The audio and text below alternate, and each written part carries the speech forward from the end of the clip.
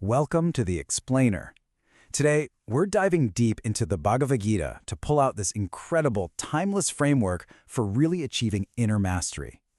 We're going to explore this single, powerful distinction that is, no joke, the key to shifting from a life of just reacting to everything to a life of conscious creation. And we're going to start exactly where Arjuna started, with his one fundamental question he asks Krishna.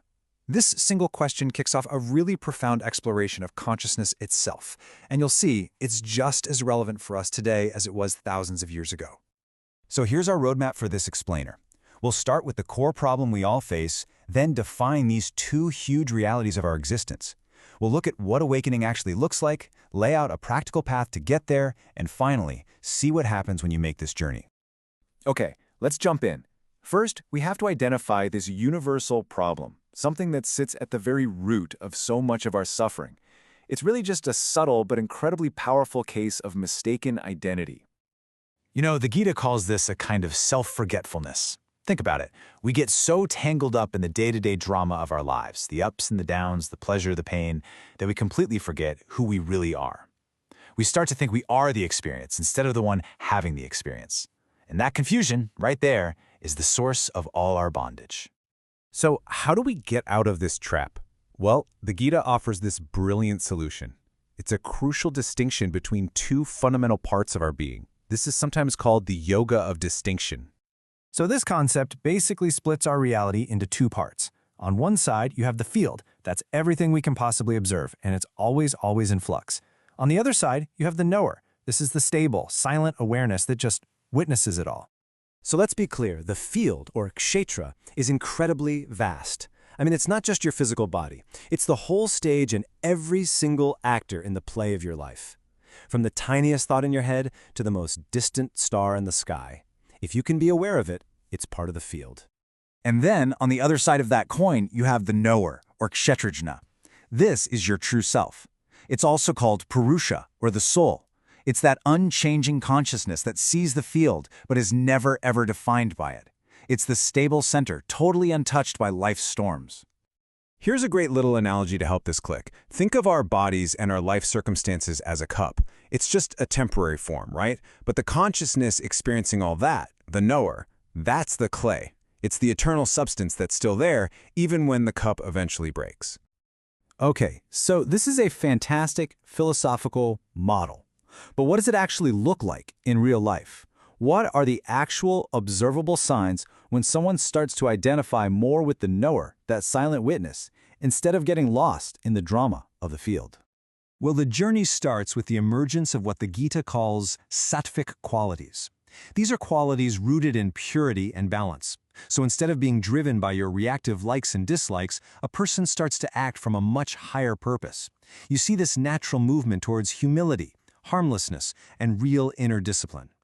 And as this awareness gets deeper, a profound kind of stability starts to take root. Now, this isn't about abandoning your family or responsibilities, not at all. It's about freedom from clinging. You're just not thrown off balance by life's inevitable ups and downs anymore. An inner calm, this unshakable equanimity, that becomes your new default state. Okay, so how do we actually cultivate this awareness? The Gita doesn't just describe the destination, which is great. It gives us a clear four-step path. And this is a journey from being a helpless spectator of your own mind to becoming the master of your inner world. This progression is just incredibly powerful. It all starts with simply learning to watch your inner world without judging it. From there, you actually develop the ability to choose which thoughts and emotions to engage with. Then, you learn to actively support the ones you choose.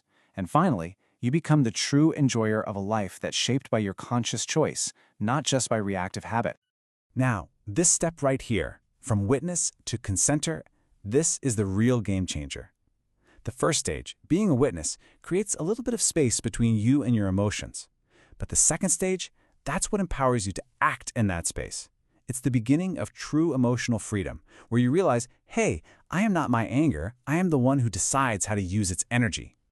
This profound quote just perfectly captures the beautiful, interdependent relationship between the knower and the field. Him is the knower, that silent consciousness. Me is the field, the whole world of manifestation. So one provides the potential, and the other provides the expression.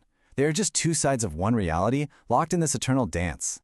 So what's the ultimate result of this journey? What's the big payoff? Well, mastering this distinction and really living from the perspective of the knower leads to a complete transformation in how you see reality itself. The source material gives us this amazing analogy. Most of us, right? We navigate life with a small torchlight. That's our limited ego. We only see little disconnected pieces. And all that darkness just breeds fear. But as the knower awakens inside you, it's like the sun rising. Suddenly, the entire landscape is lit up, and you can finally see the unity and connection that was there all along. And this sun view has some very real practical benefits. You start to see the same divine essence in everyone. That inner turmoil of desire and anger, it just quiets down because you stop taking everything so personally. You realize that nature, or prakriti, is the doer, and your true self is just the peaceful witness. And all of this leads to a profound sense of oneness with the Absolute, with Brahman. This is the ultimate shift in perception, moving from seeing a world of separate, dying things to a world that's filled with a single, eternal presence.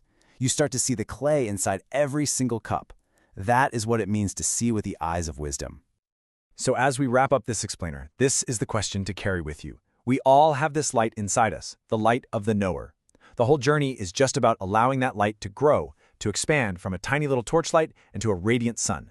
So take a moment and just ask yourself, where can I shine that light next?